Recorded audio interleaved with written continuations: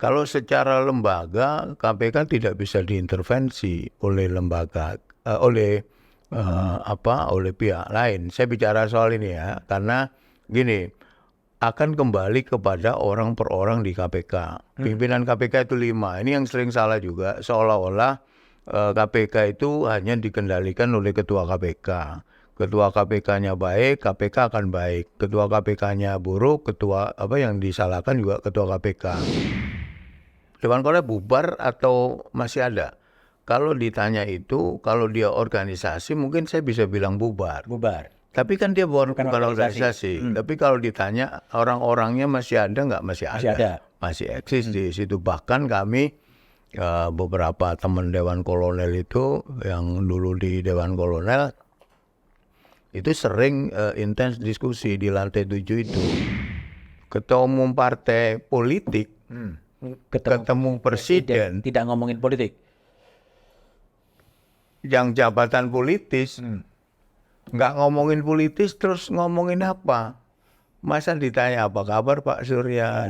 Pak Pulang ya, Pak Surya jawab baik-baik Pak. Oh ya, gimana kabar sini? Masa begitu?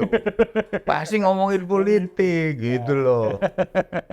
Melihat bagaimana sih pelaksanaan dan persiapan pemilu 2024. Regularitas pemilu yang dilaksanakan di Indonesia itu 5 tahunan.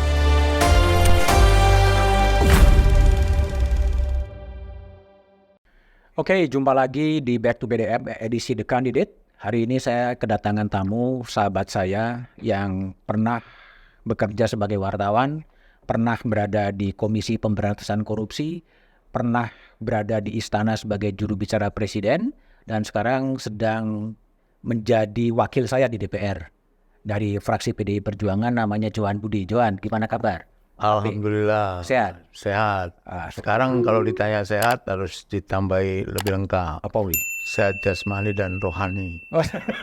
Jasmani dan rohani. Banyak sehat jasmani, rohani kan sehat. Itu pesan politik atau pesan apa? Enggak, kalau itu harus lengkap menjawabnya sekarang. Zaman sekarang ini harus lengkap lah. Oke. Jo, aku mau tanya nih.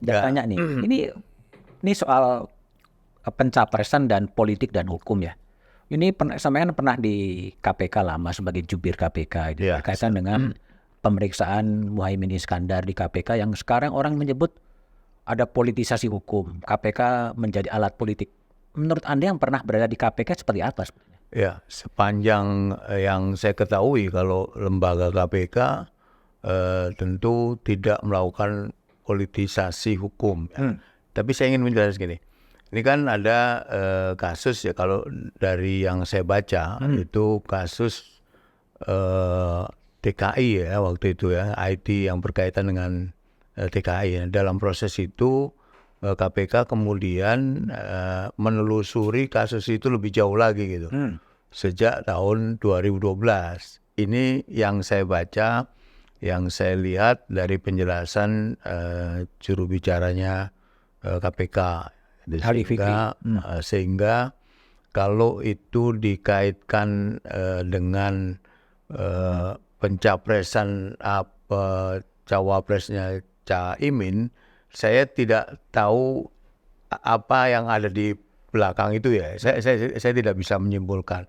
Tapi saya ingin menceritakan gini. Di KPK itu kadang-kadang kasus memang bisa muncul ketika ada proses penyelidikan dan penyidikan yang dilakukan oleh KPK. Misalnya ada pengadaan barang dan jasa tahun 2020 misalnya, KPK kemudian melakukan penyidikan ternyata ditemukan oleh KPK itu tidak hanya terjadi di tahun 2020. Ngerti mas saya? Tapi ternyata ini ada dugaan itu sampai ke belakang. Biasanya kalau dulu ya, saya nggak tahu KPK sekarang karena saya udah nggak di KPK. Kalau dulu itu ditelusuri oleh KPK dari hasil pemeriksaan yang dilakukan kepada saksi, apakah kepada tersangka di dalam kasus itu. Sehingga tidak heran kalau ada kasus yang kemudian terjadi tahun 2020, 2021 misalnya, itu bisa ditarik ke belakang kalau memang di dalam penyelidikan dan penyidikan yang dilakukan oleh KPK menemukan adanya dugaan terjadi tindak pidana korupsi yang dilakukan oleh siapapun itu mundur ke belakang. Dia nemu gitu, kira-kira gitulah. Karena itu pasti ditelusurin gitu. Nah, orang yang salah juga memahami orang dipanggil KPK itu kan tidak selalu pesakitan gitu. Tidak selalu pesakitan. Tidak selalu kemudian menjadi tersangka. Bisa jadi orang dipanggil KPK itu hanya untuk dimintai keterangan bagaimana posisi dia waktu itu untuk mengetahui dia sebagai pejabat seperti ini. Saya kasih contoh yang sering dulu ya, sering terjadi itu misalnya ada anggota DPR yang tertangkap tangan gitu misalnya. Itu kadang-kadang sekjen juga dipanggil, sekjen DPR. Sekjen DPR. Iya, untuk mengetahui berbagai hal berkaitan dengan misalnya apakah benar anggota DPR ini terdaftar gitulah, hal yang sederhana pun, simpel pun bisa ditanyakan gitu. Tidak hanya kasus itu, tapi bisa terjadi pada kasus-kasus yang banyak. Itu bisa terjadi. Saya tidak tahu apakah momentum ini bertepatan dengan itu ataukah momentum ini diciptakan, saya nggak tahu. Diciptakan oleh? Nggak, ini kan ada tuduhan kan, politisasi gitu kan, seolah-olah. Kenapa kok setelah ada deklarasi kok kemudian besoknya ada panggilan. Seolah-olah itu kan ada tuduhan politisasi gitu. Tapi saya ingin menceritakan tadi itu loh, bahwa itu bisa aja terjadi karena begitu KPK menemukan kasus gitu ya tahun 2020 pengadaan itu, bisa juga dia menemukan informasi dan data yang kemudian dia kembangkan, gitu loh, sehingga tidak ada kaitannya dengan politik gitu. Jadi masa tenggang waktu laporan atau awal sampai sekarang 11 tahun itu sebenarnya pernah terjadi di KPK sebelumnya? Loh, bisa terjadi. Ini kan orang seolah-olah kan ini saya tanpa membela apapun ya. Ya. Saya karena saya pernah di KPK ya, secara lembaga tentu lembaga KPK tidak boleh, dan dulu menurut saya tidak ada politisasi hukum berkaitan dengan apa yang ditangani oleh KPK. Ini ya tadi Mas Budiman juga menyampaikan soalnya kok baru sekarang gitu. Baru sekarang. Ya itu tadi cerita saya itu. Jadi bisa jadi tahun 2020 KPK menyelidiki pengadaan barang yang terjadi tahun 5 tahun 10 tahun sebelumnya. Itu bisa. Karena ya itu tadi ada pengembangan kasus. Kemudian ketika KPK dalam proses penyelidikan menemukan data dan informasi yang valid yang kemudian dikembangkan oleh KPK, kecuali OTT ya. Kalau berangkat dari OTT itu biasanya ya terjadi pada saat itu gitu. Kalau ini building case ya sebenarnya? Iya, ini kalau yang sekali lagi saya tidak tahu ya, saya hanya berdasarkan pada apa yang diterangkan oleh KPK. Kan dari proses penyelidikan. Kalau sekarang muncul polemik seakan-akan politisasi, seakan-akan menyasar, seakan-akan KPK jadi alat politik, menurut Johan apa yang terjadi seperti ini? Harusnya kita fair juga ya, ini fairnya itu. Kalau orang yang kita dukung bermasalah dengan KPK, kemudian tuduhannya pasti mengharap KPK politisasi. Sebaliknya, kalau ada orang yang justru kita menginginkan dia terpuruk, malah orang itu akan mendukung KPK, gitu kan logikanya. Apalagi kalau itu dikaitkan dengan politik. Sekali lagi, saya tidak tahu ya, ini apakah itu memang sengaja ada politisasi ataukah tidak. Tapi saya ingin menceritakan hal itu bisa terjadi tidak melihat momen yang sedang terjadi saat ini gitu loh. Itu bisa. Kenapa kok 2012? Itu tadi dia menemukan data dan kemudian melakukan proses penyelidikan jauh ke belakang. Bisa jadi keterangan saksi misalnya, atau bisa jadi dari proses KPK melakukan penggeledahan misalnya. Dia menemukan, oh ternyata pengadaan ini, proses ini terjadi tidak hanya di tahun sekarang. Itu bisa ke belakang. Nah, itu biasanya kalau KPK akan ditelusuri. Nah, mungkin waktu itu Menteri Tenaga Kerjanya adalah Muhaimin Iskandar, dan Muhaimin Iskandar dipanggil bisa jadi hanya untuk dimintai keterangan terkait dengan posisinya waktu itu. Benar nggak itu? Gitulah. Kan tidak bisa kita kemudian menjudge gitu ya, bahwa ini pasti akan menjadi tersangka gitu misalnya. Bisa juga dia hanya diminta keterangan, sekali lagi saya nggak tahu ya seberapa datanya, tapi bisa jadi dia sebagai Menteri Tenaga Kerja tahun 2012 itu dimintai keterangan terkait dengan proses pengadaan yang terjadi 2012. Kalau pengalaman Johan yang lama di KPK, apakah berarti KPK sekarang itu memang betul-betul tidak bisa diintervensi oleh kekuasaan? Kalau secara lembaga, KPK tidak bisa diintervensi oleh lembaga, oleh pihak lain. Saya bicara soal ini ya, karena gini, akan kembali kepada orang per orang di KPK. Pimpinan KPK itu 5. Ini yang sering salah juga, seolah-olah KPK itu hanya dikendalikan oleh ketua KPK. Ketua KPK-nya baik, KPK akan baik. Ketua KPK-nya buruk, yang disalahkan juga ketua KPK. Padahal kalau kita merujuk pada undang-undang tentang KPK, pimpinan KPK itu kolektif kolegial, ada 5. Setiap keputusan itu ditentukan oleh, sekali lagi saya mengacu pada zaman dulu ya, oleh 5 pimpinan, tidak hanya oleh ketua KPK. Belum lagi di KPK itu selalu ada proses namanya expose. Zaman dulu itu melalui lidik ke sidik di expose, expose-nya itu melibatkan direktur penuntutan, direktur penyelidikan, direktur penyidikan, terus ada deputi dan ada pimpinan KPK kalau expose itu. Untuk menaikkan kasus menjadi penyidikan, kalau dulu, sekarang kan KPK bisa SP3, kalau dulu kan nggak bisa. Itu ditentukan oleh hasil expose itu. Pendapat-pendapat dari apakah itu jaksa, apakah itu penyidik, apakah itu penyelidik, keputusan akhir ada di pimpinan KPK. Itu dulu. Johan kan selalu menyebut dulu. Kalau sekarang? Ya saya kan nggak tahu kalau sekarang. Tapi kalau undang-undang kan sebenarnya dia udah menjadi rumpun kekuasaan eksekutif. Nah ini saya mau menceritakan soal revisi ya. 30 2002 tentang KPK kan kemudian direvisi.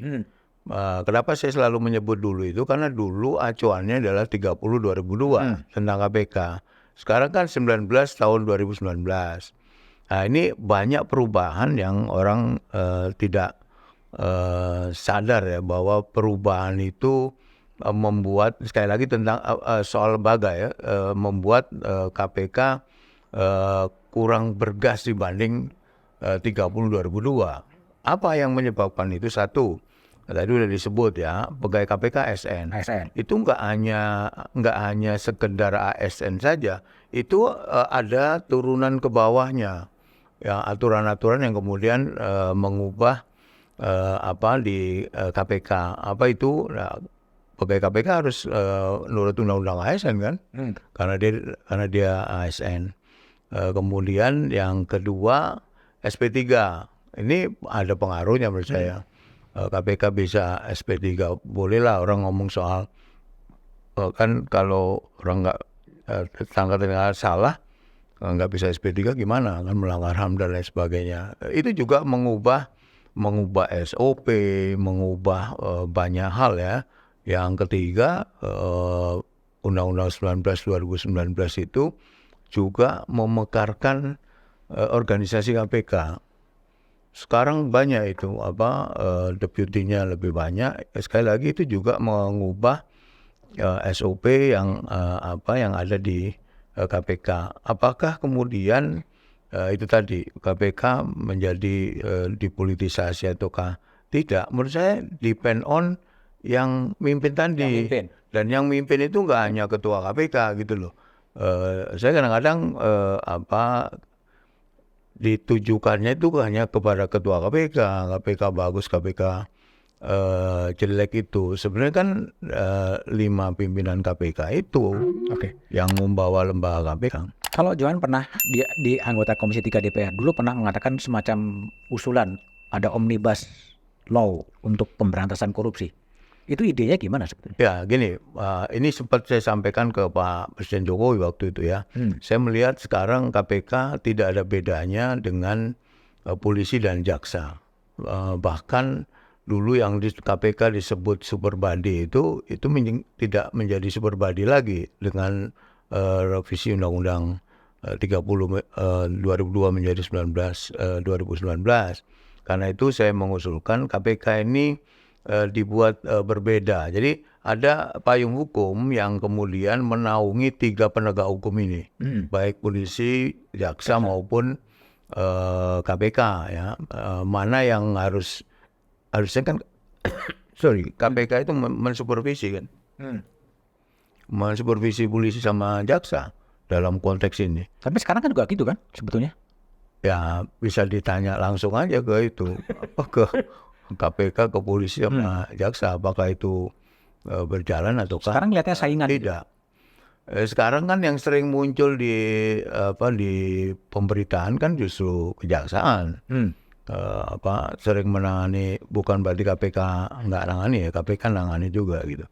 Nah ini harus ada bedanya, mana yang menjadi sekarang lidik, sidik, Tuntut. jaksa bisa, SP3 Biasa bisa juga. lu jaksa bisa SP3, sekarang KPK bisa, sama aja gitu loh maksudnya. Kan nggak ada yang disebut penataan super body. Penataan kelembagaannya gimana? Ya itu makanya ini harus ada payung hukum yang waktu itu saya sebut sebagai omnibus law itu untuk KPK ini sebagai leadernya lah di situ. Jadi yang ngatur semua proses pemberantasan korupsi itu yang undang-undang omnibus ini mengatur ketiga lembaga itu, mana yang domainnya KPK, mana yang KPK harus diberi lebih ya kewenangannya, bukan apa-apa karena KPK ini kan anak kandung reformasi yang di awal-awal itu memang sengaja dibentuk karena dianggap polisi dan jaksa tidak efektif memberantas korupsi gitu kan awal-awal itu. Karena itu dia diberi kewenangan lebih. Apa itu? Nyadap misalnya, nggak perlu izin, lain sebagainya lah gitu. Nah sekarang dengan Undang-Undang 19 2019 yang menaungi KPK, itu menurut saya sudah tidak berbeda lagi dengan yang lain. Lembaga KPK itu dengan polisi dan jaksa. Itu yang memunculkan pernyataan dari Ketua Umum PDI Perjuangan Ibu Megawati, dia dibubarkan saja lah, udah nggak efektif itu. Saya nggak tahu ya kalau ini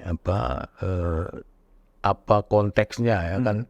Orang statement itu harus lihat konteksnya apa? Ya, dan saya nggak tahu. Saya tidak menyaksikan dan tidak mendengar secara langsung yang kemudian saya lihat sudah di quote-unquote dijelaskan oleh Sekjen PDI Perjuangan ya. Karena saya nggak ada di situ, saya konteksnya apa yang Bu Mega sampaikan, karena undang-undang KPK ini kan dibentuk zamannya Bu Mega. Gitu. Itu saya tidak bisa ngomentari itu karena saya tidak tahu konteks dan kan harus tahu konteksnya apa dia bicara itu kan.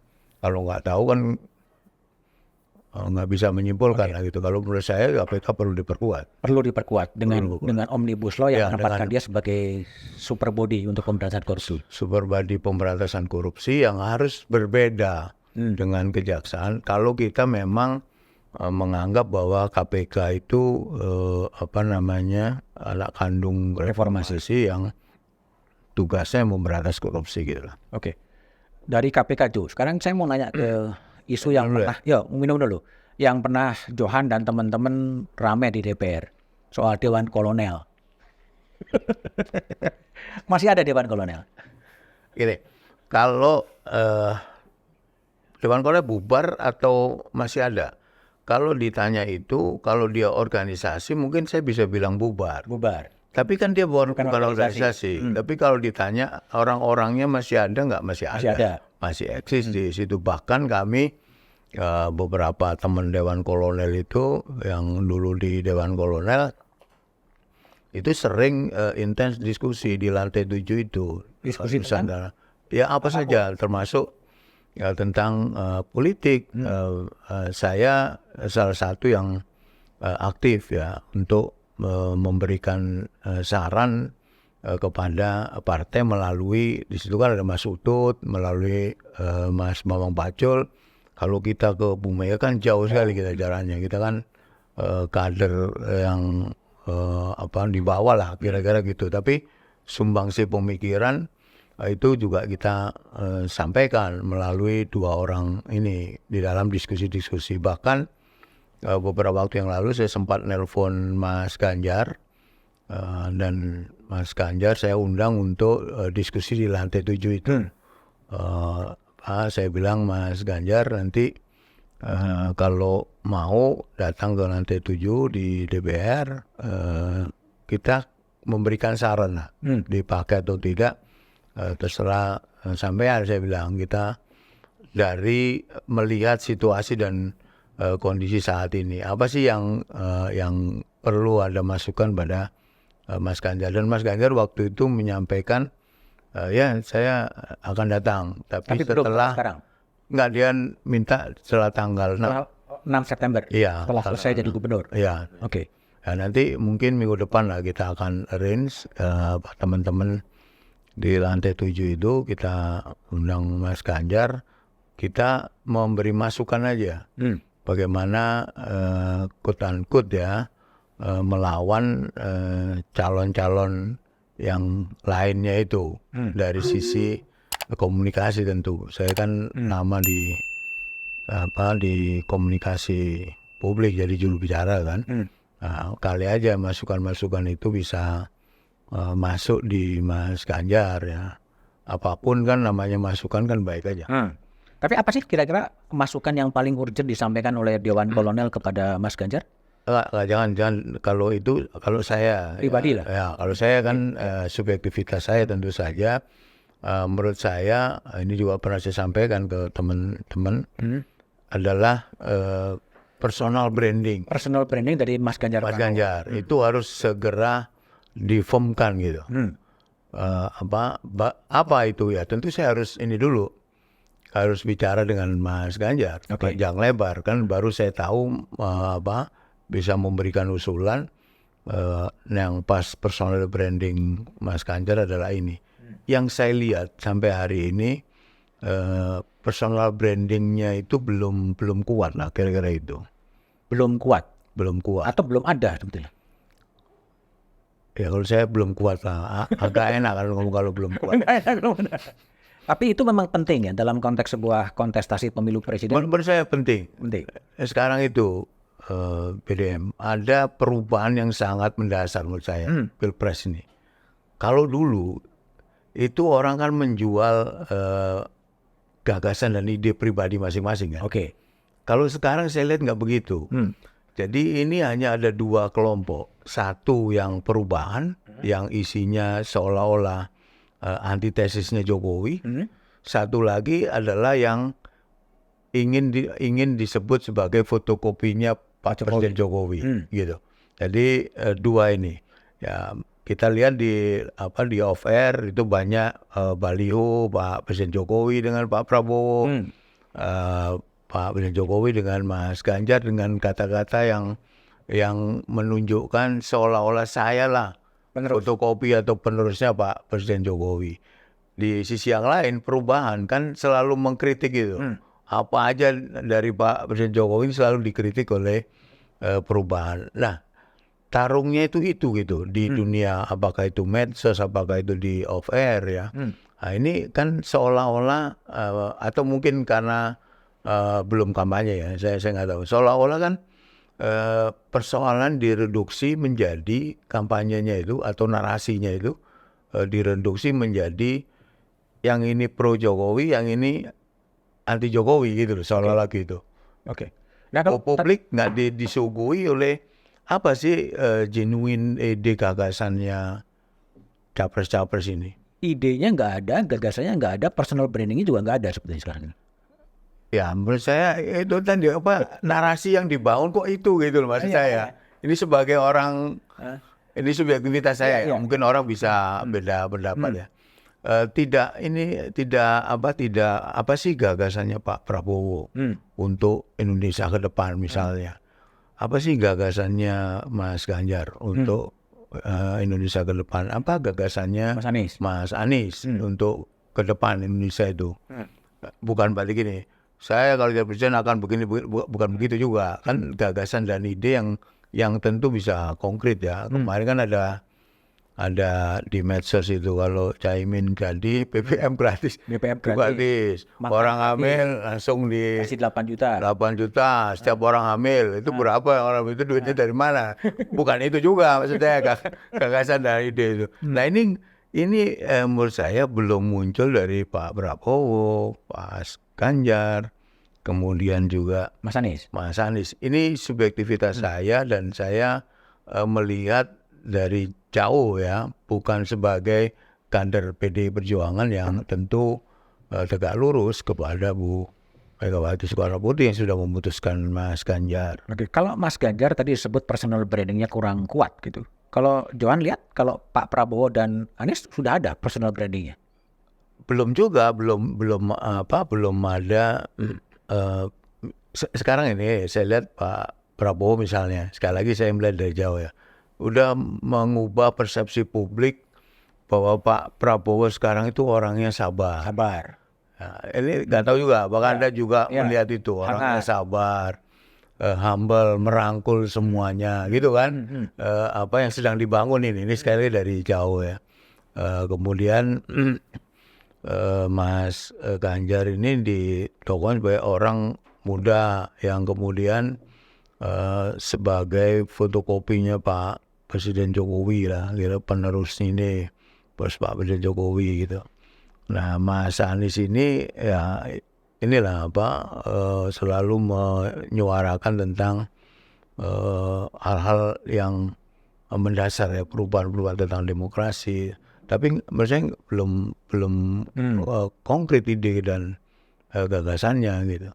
Selain tadi yang antitesisnya Presiden Jokowi gitu. Ini sekali lagi saya melihatnya dari jauh dan narasi yang dibangun sekarang itu gitu. Ya. Bukan Itu kenapa Jo? Gagasan dan personal brandingnya nggak muncul kenapa sebabnya? Gini, kalau saya lihat ya Pak Presiden Jokowi ini kan powerful Pak sekarang ini. Bukan sekarang ya, ketika dia menjadi presiden kan powerful. Di sisi yang lain dukungan publik itu sangat kuat ya. Kompas survei terakhir menunjukkan bahwa publik itu puas dengan kepemimpinan Pak Presiden Jokowi. Saya kalau ke daerah juga banyak yang mengatakan itu.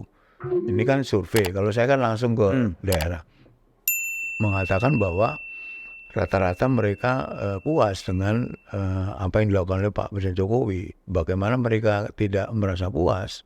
Ada PKH, PIP, kemudian kemarin ada bantuan beras dan lain sebagainya gitu. Nah ini mungkin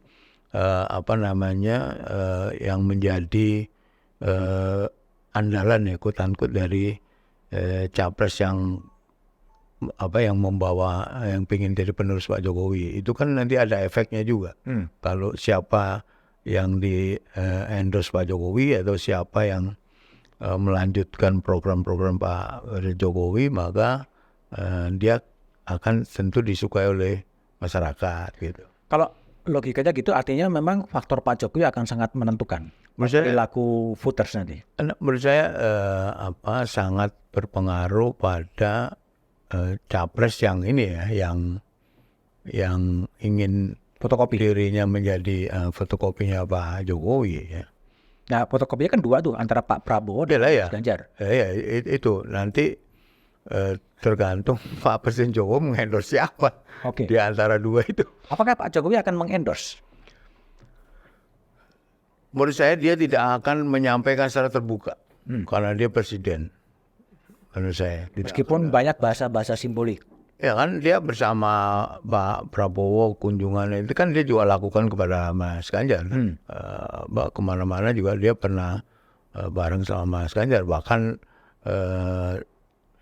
kode-kode awal-awal ya sebelum Mas Ganjar ditetapkan PDI Perjuangan sebagai capres, kan kita masih ingat rambut putih dan lain sebagainya itu. Itu kan secara simbol Pak Jokowi kan dulu itu kan mengendorse Mas Ganjar sebenarnya sebelum diputuskan oleh PDI Perjuangan sebagai capres. Ini sekali lagi saya mencoba membaca dari pasal-pasal ya peristiwa itu ya. Karena saya tentu tidak tahu apa yang terjadi di DPP di Tengkumar ya, atau di DPP karena saya bukan pengurus DPP dan saya hanya kader ya. Tapi saya ada di fraksi yang diskusi-diskusi soal itu gitu. Sehingga melihat dan survei buat Mas Ganjar, ini Kompas kan juga melakukan survei kan tinggi sekali dia sebelum diputuskan sebagai capres oleh PDI Perjuangan kan, yang Pak Presiden menyampaikan rambut putih itu artinya bekerja keras dan lain sebagainya. Saya sebaliknya juga Pak Jokowi juga pernah mengatakan waktu di Bandung di Pindad gitu, di depan Pak Prabowo nyetir, Pak Erik di sampingnya, Pak Jokowi di belakang, dan mengatakan bahwa sopirannya enak, manis, nyaman gitu. Pak Presiden kan seneng simbol kan. Seneng simbol. Iya. Seneng simbol-simbol yang saya yakin Pak Presiden Jokowi itu sangat sadar 1000% bahwa yang dia keluarkan kata-kata, yang dia gestur dia, kemudian baju dia gitu misalnya dengan itu saya yakin Pak Presiden ini sadar benar bahwa itu publik akan mempersepsikan seperti yang dia inginkan. Sehingga dia sama Pak Prabowo, sekarang sama Mas Ganjar, itu kan dua-duanya kan, bahkan di dapil saya aja yang di Ngawi, Magetan, Ponorogo, Pacitan, itu ada juga gambar Pak Prabowo dengan Pak Jokowi. Ada kata-katanya wis wayahe Pak Prabowo gitu kan. Banyak yang ada kata-kata itu. Demikian juga gambar Pak Presiden Jokowi dengan Mas Ganjar itu. Apakah dengan mainkan dua, kadang-kadang ke Mas Ganjar, kadang-kadang ke Pak Prabowo, ini masih menunjukkan bahwa Pak Jokowi, Presiden Jokowi belum menentukan sebenarnya arah politik ke depannya itu? Ya, menurut saya Pak Presiden mencoba sekali lagi dari jauh, mencoba untuk yang dua ini adalah all the president man. All the president man. Kira-kira begitulah. Ini sekali lagi ini persepsi saya persepsi dari jauh, subjektif. Saya dari jauh melihatnya. Jadi ini jadi juga itu orang saya gitu. Akan mendorong kepada putaran kedua gitu, kira-kira? Ya nggak tahu saya apa itu putaran kedua apa. Ya kita kan nggak tahu hasil nanti. Tapi tadi ada pertanyaan itu kenapa dua itu? Ya itu tadi ingin menunjukkan bahwa yang di pikiran Pak Presiden Jokowi mungkin ya, itu adalah Ganjar menang, Prabowo menang, tetap orang saya gitu, seolah-olah gitu. Tetap orang saya, dan kemudian keinginannya adalah melanjutkan kebijakan-kebijakan yang diambil oleh Presiden Jokowi. Ya paling enggak legasi dia soal IKN gitu ya, Ibu Kota Nusantara itu, dan pembangunan yang sudah dilakukan oleh Pak Presiden Jokowi itu bisa berlanjut. Itu kan diungkapkan sendiri ya soal itu kan. Saya cawe-cawe ada loh kata-kata itu kan. Iya banyak, saya ngomong dalam rangka untuk itu sebenarnya. Kadang-kadang komunikasinya pada satu sisi mengatakan saya akan cawe-cawe untuk cawe-cawe itu dalam bahasa Jawa mungkin juga intervensi atau apapun. Tapi pada sisi lain itu urusan partai politik gitu. Jadi komunikasinya betul-betul selalu berbeda. Pada satu sisi mengatakan saya akan cawe-cawe, tapi pada urusan koalisi-koalisi sebenarnya itu urusan partai-partai politik. Ini komunikasi seperti apa yang dilakukan oleh Presiden Jokowi? Gini, jadi kalau yang dijelaskan oleh Pak Presiden Jokowi mengenai siapa capres itu, itu kan dia menyampaikan bahwa itu memang benar, itu kan urusan ketua partai kan. Kan nggak ada yang salah yang dia sampaikan. Tapi itu berbeda dengan konteks saya akan cawe-cawe, ngerti ya? Jadi kalau keputusan memilih capres cawapres itu tentu ada di ketua umum, masing-masing partai. Nah, dia menjelaskan tentang hal itu. Beda dengan diksi yang cawe-cawe tadi loh. Cawe-cawe itu kan sekali lagi saya bisa salah ya karena saya melihatnya dari jauh. Cawe-cawe yang dia maksud adalah bagaimana agar presiden mendatang itu bisa meneruskan apa yang dia sudah kerjakan. Legasi yang menurut Pak Presiden Jokowi itu bagus gitu. Ibu kota negara, Nusantara, kemudian juga pembangunan, arah pembangunan dan lain sebagainya. Itu jadi dua konteks yang berbeda dan benar, dan dua-duanya yang disampaikan Pak Jokowi itu kan yang siapa yang menentukan capres cawapres kan memang ketua umum, bukan dia kan. Tapi kan nggak di wartawannya nggak nanya, Bapak sempat bisikin nggak? Kan nggak ada pertanyaan gitu. Kalau saya dari wartawannya saya tanya. Emang ada yang bisikin? Loh bukan, kan nggak ada yang nanya begitu. Kan nggak ada yang nanya begitu kan. Tapi kan ada juga kemudian menteri yang mengatasnamakan sepersetujuan dari Pak Lurah. Gini, kita terusin dulu itu. Jadi gini, ketika dia ngomong, saya ini kan yang memutuskan capres cawapres itu kan para ketua umum partai, bukan saya. Nah, wartawannya harusnya nanya, tapi Bapak bisikin nggak? Ketua umum partai gitu, misalnya gitu, atau mau beri saran nggak gitu? Kan nggak ada pertanyaan gitu. Jadi jawaban Pak Presiden ya benar juga kan, ya memang benar yang memutusin itu gitu. Kalau ada wartawan, Bapak ini nggak, ya terserah jawabnya jujur apa enggak. Tapi kalau itu berlanjut misalnya, tapi Bapak memberikan saran enggak?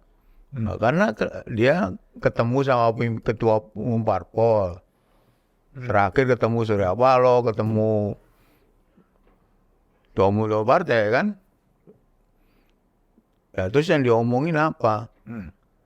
Ya nggak masuk akal kalau ketemu Surya Paloh nggak ngomongin politik. Yang kurang percaya gak? Yang kurang bener wartawannya. Bukan, percaya gak? Kan jawaban itu percaya gak gitu loh. Ini kan makanya. BDM ini kan wartawan senior. Jadi yang kurang saya pernah jadi wartawan. Jangan nyalain wartawan nanti saya dikepukin. Bukan ini.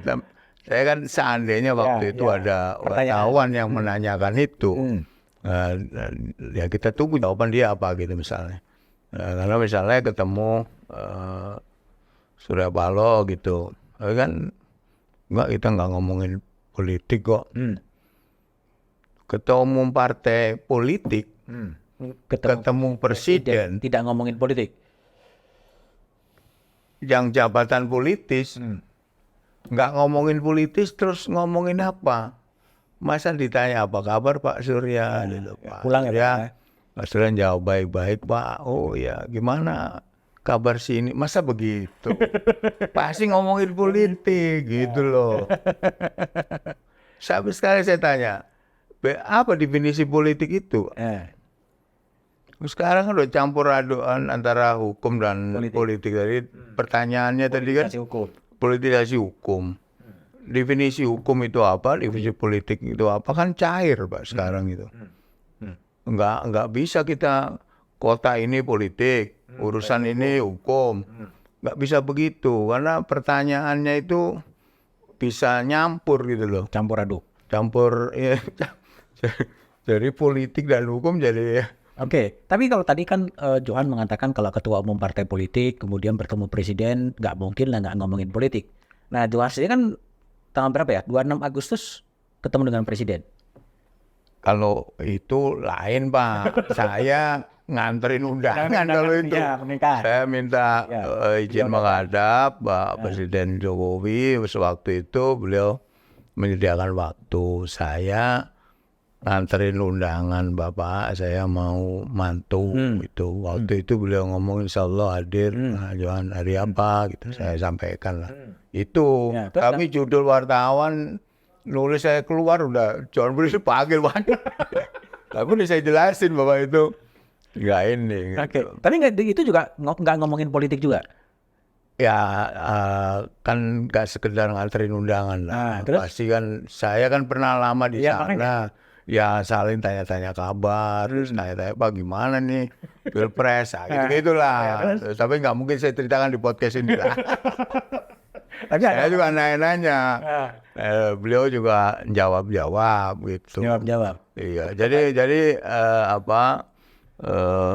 kemarin itu tujuannya memang nganterin undangan lah. Tapi kan setelah nganterin undangan kan sempat ngobrol lah. Yang ngobrol politik tapi tidak diceritakan. Ya ngobrol ya, saya nanya, beliau memberikan informasi. Beliau nanya, saya memberikan informasi gitu. Tapi kan nggak bisa diceritain sih. Tapi menunjukkan inklinasi arah dukungan. Tapi saya yakin bahwa Presiden Jokowi tidak akan secara terbuka ya, Tidak menyampaikan bahwa saya mengendorse si A atau si B. Saya yakin enggak. yakin dan sebaiknya tidak. Menurut saya sebaiknya tidak. Ada Presiden. Tapi kan gini, dalam beberapa kali ketemu dengan PSI juga mengatakan perintahnya adalah ojo ke susu.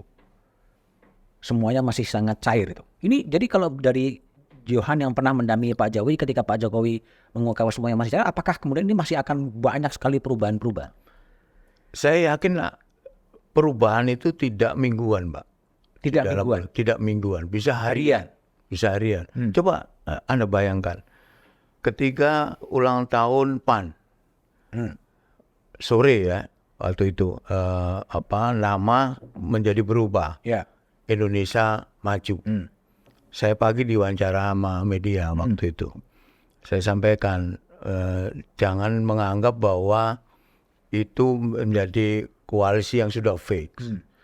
Saya menganggap koalisi itu fix ketika masuk ke KPU, Pak.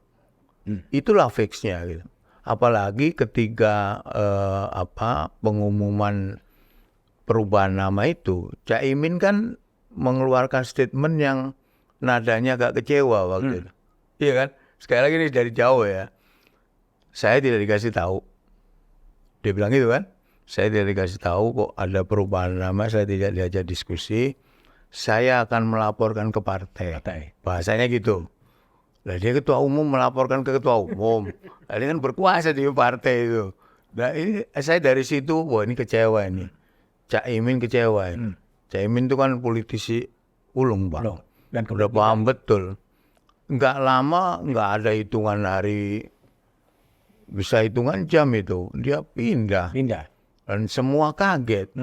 Kemudian Demokrat pull out. Ya kan? Merasa dikhianati. Nah, nanti juga begitu. Nanti sekarang si A mengkhianati si B. Si B ini pindah ke C. Apakah C ini tidak tahu bahwa si B ini juga bisa berkhianat? Kan bisa kan? Atau si B ini yang tadi di kelompok ini, saya nggak usah nyebut ini ya, di kelompok ini pindah ke C gitu. Si B ini juga tidak tahu bahwa si C ini juga bisa berkhianat. Wong temennya aja dikhianati kok. Gitu loh. Artinya memang bisa berubah sangat dinamis, fragil kalau saya bilang fragil ya. Jadi akan berubah-ubah terus. Bisa berubah. Hitungannya tidak minggu, mungkin harian. Harian berubah. Bisa berubah ya. Sebelum masuk ke KPU. Ini PDI Perjuangan belum menentukan cawapres. Kemudian Prabowo berubah kan? PKB pindah di koalisi perubahan. Ini kan juga belum dideklar. Pernah dideklar resmi nggak? Yang di Surabaya itu apakah sudah resmi? Apakah ini PKS? Paginya sekjennya ikut. Besoknya ada statement dari pimpinan PKS yang bahwa sekjen PKS mewakili pribadi lah gitu kan. Kita tonton aja lah, kita sebagai rakyat yang dari jauh itu akan terus. Jadi esensi Pilpres yang 2024 itu menjadi perdebatannya adalah itu tadi gitu loh. Bukan diskusi tentang siapa sih yang pantas memimpin Indonesia 2024. Oke, kembali kalau sekarang ke Johan Budi ya, yang sekarang mau nyalek ya. Pengalaman 2019 mengumpulkan suara cukup banyak, 75 ribuan ya, 76.500. mengalahkan Budiman Sujatmiko ya pada waktu itu yang juga di situ. Budiman nama saya jauh Pak jaraknya. Jauh 40-an ya. Maksud 30 40 ribu. Jadi jauh sekali. Oke, jadi gimana Anda resepmu jadi sebagai pimpinan KPK untuk berkampanye di era yang sangat politik uang? Gini, kalau dulu saya masih free ya. Artinya gini, free itu cap saya ini masih juru bicara KPK, Pak. Meskipun juru bicara presiden. Di bawah itu orang masyarakat itu kenal saya juru bicara KPK. Tidak diembel-embeli yang lain lah, kira-kira gitu. Kemudian saya nggak mempraktekkan money politik ya. Saya nggak pernah ngasih duit waktu itu ke masyarakat ya di dalam kampanye waktu Pileg 2019. Cap itu masih kuat lah. Nah sekarang saya kan sudah politisi gitu. Saya melakukan apa atau tidak melakukan apa, cap politisi itu kan kurang bagus di publik. Harus diakui kan, survei itu kan DPR paling ke bawah. Meskipun saya tidak melanggar prinsip-prinsip governance gitu ya, saya tidak korupsi gitu. Mereka kan nggak peduli juga. Ada cap bahwa saya Johan Budi sekarang politisi. Mau saya buktikan. Saya begitu diangkat, dilantik, besoknya saya diwawancara oleh sebuah televisi. Kemudian saya menjawablah jawaban pertanyaan yang dia sampaikan ke saya. Jawaban saya itu aja dia langsung menyimpulkan, oh sekarang politisi jawabnya lain ya gitu. Padahal kan saya merasa nggak ya harusnya menjawabnya begitu, saya jadi jubir juga begitu. Ini perasaan saya. Artinya apa? Artinya bahwa ketika Anda menjadi politisi itu ada cap yang ada sesuatu yang agak beda lah. Label dari publik kepada kita. Nah, itu saya kira ikut mempengaruhi nanti di Pileg 2024. Tapi kalau ditanya apakah saya tetap menggunakan prinsip-prinsip yang dulu saya pernah gunakan. Saya datang kemudian saya menjelaskan. Sebelumnya ini kan saya sering ke bawah kan. Modal saya adalah saya sering ke bawah itu aja, nanti mereka merasa ada gunanya nggak saya jadi anggota DPR yang kemudian mereka pilih ya. Selain itu saya kira perubahan yang semakin pragmatis sekarang itu saya lihat. Kalau dulu 2019 habis berapa? Enggak. Saya itu biayanya hanya untuk beli kaos sama transport Jakarta Pacitan. Dapil. Kan dulu kalau kampanye itu kan nginep beda. Nginep kalau di Pacitan sehari, di Ponorogo sehari, itu biaya-biaya itulah. Nggak banyak lah. Nggak banyak. Kalau sekarang masih akan lebih besar. Saya yakin akan lebih besar. Karena politisi tadi. Bukan, karena saya membutuhkan itu tadi kayak misalnya baliho, kemudian kaos, kemudian juga yang berkaitan dengan urusan di partai ya, kan saksi kan kita bayar juga, saksi. Dulu saya bayar juga untuk ya saksi, kan kita harus melihat saksi juga kan, itu kita. Itu habis berapa sih 2019? Di bawah 500 lah. 500 juta. Di bawah 500. Sekarang pasti akan lebih besar ya. Saya yakin akan lebih besar. Tapi tidak. Dulu kan saya nggak masang-masang baliho gitu-gitu. Kenapa sekarang? Nggak banyak. Kenapa sekarang harus pasang? Ya itu tadi, karena dulu melekat jubir itu KPK. Dulu kan saya di Pak Jokowi juga, Pak. Diuntungkan dengan. Intinya dulu lebih dikenal bukan politisi lah, kira-kira gitu. Lebih enak mana sih menjadi jubir KPK, jubir presiden dan politisi? Saya lebih merasa berguna ketika jadi juru bicara KPK, Pak.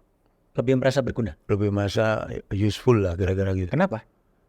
Ya itu kan kamu nanya merasa ya gitu kan yang merasa. Ya, kenapa lebih merasa useful sebagai jubir KPK? Iya itu saya banyak gunanya gitu di KPK itu. Jadi saya ikut pemberantasan korupsi meskipun saya hanya ngumumin ya. Tapi ada ini ya. Merasa berperan ya. Merasa berguna lah menurut saya. Saya bisa masyarakat pengen korupsi diberantas misalnya, saya bisa terjun langsung ke situ ya. Kalau dari sisi kenyamanan dia jauh lebih nyaman anggota DPR dibanding. Nyamannya di mana? Ya itu misalnya gajinya kan gitu-gitu. Kalau urusan begitu ya, tapi kalau pertanyaannya lebih senang di mana? Karir tertinggi buat saya adalah itu tadi. Yang paling menurut saya itu sangat ya ini perasaan itu juru bicara KPK. ketika saya di KPK lah. Oke. Tapi gini, kan pernah juga KPK punya kajian-kajian soal biaya politik yang begitu mahal, ya begitu tinggi, mau jadi caleg, mau jadi bupati, mau jadi apa membutuhkan biaya sangat besar. Nah sekarang Johan kan udah terjun langsung nih sebagai di legislator gitu. Sebetulnya temuan empiriknya memang begitu besarnya biaya politik depan korupsi atau gimana? Gini, saya waktu itu ada di KPK pernah ada kajian itu. Jadi antara 65% sampai 70% publik itu masih menginginkan money politik. Waktu itu ya, waktu saya di KPK ada kajian itu. Tapi juga setelah saya di DPR itu juga masyarakat itu juga senang kalau kita datang menyapa mereka gitu ya, berada bersama-sama mereka meskipun nggak tiap hari, ada longsor gitu, mereka senang. Dan itu tidak bisa dibeli itu menurut saya. Tidak bisa di money politik. Kalau orang udah senang gitu ya, itu akan ini. Tapi sistem politik kita, kampanye yang lama ya, dulu kan tidak 75 hari dulu, hampir 6 bulan kali.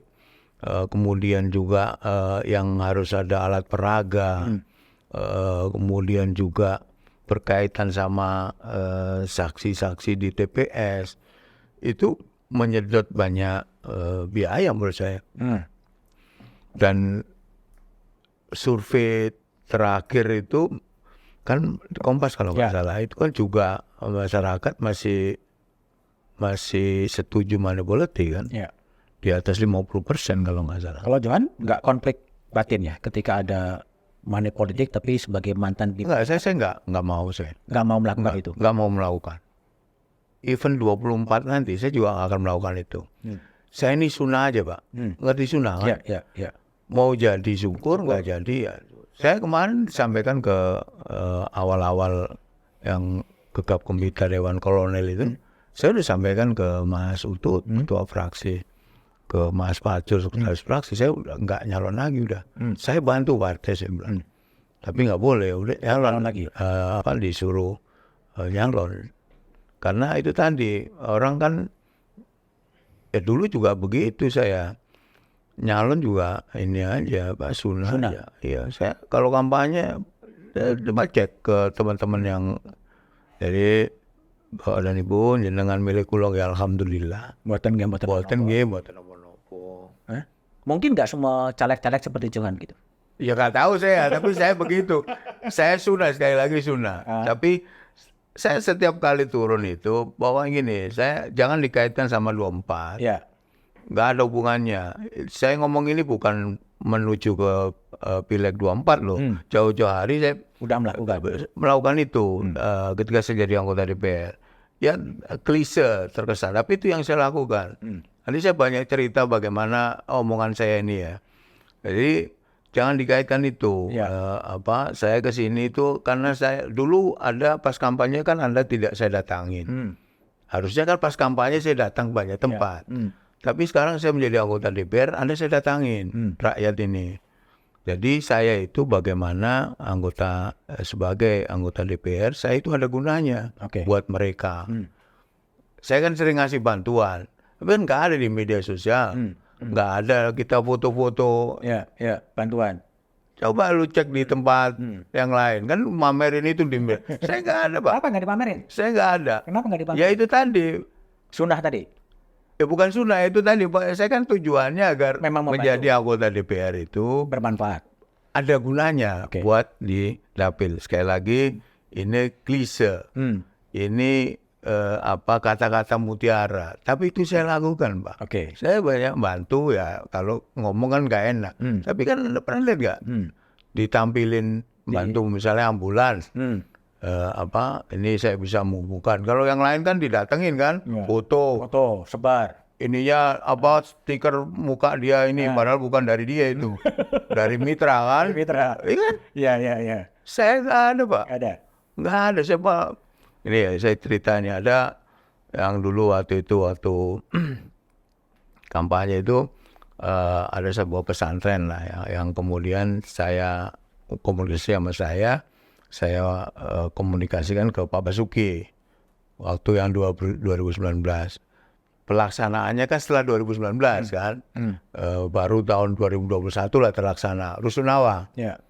Rusunawa. Waktu itu kiainya telepon saya, Pak Basuki telepon saya, Mas Jo, nggak ikut ke sana, saya diminta untuk ini kan, nah gitu lah. Wah, enggak lah, udah itu kan urusannya pemerintah, itu presiden itu. Saya nggak datang. Saya nggak tahu apakah itu Benar atau nggak benar? benar nggak benar. Saya kalau menurut teman-teman itu ya jangan begitu. Jadi anggota DPR lah, kan nggak ada gunanya. Lugu ya? Terlalu lugu. Ya kan, pokoknya ya itu deh yang saya lakukan. Saya itu tahu ya bantu sesuatu gitu ya. Saya tahunya itu malah mereka ada di berita. Terima kasih Pak Johan, itu beritanya di forward ke saya. Saya nggak ada di situ. Saya baru tahu, oh ini berhasil gitu. Oh ini nggak berhasil, soal listrik misalnya. Iya. Ada 25 tahun nggak dialiri listrik. Saya kan banyak kenalan. Karena pernah di Pak Jokowi, saya banyak kenal menteri, banyak kenal teman-teman komisaris. Lebih gitu ya. gampang berkomunikasi. Saya komunikasikan nih ada ini. Oh ya ini udah orang ini kelompok ini kita langsung berhubungan sama ini. Dibantu misalnya gitu.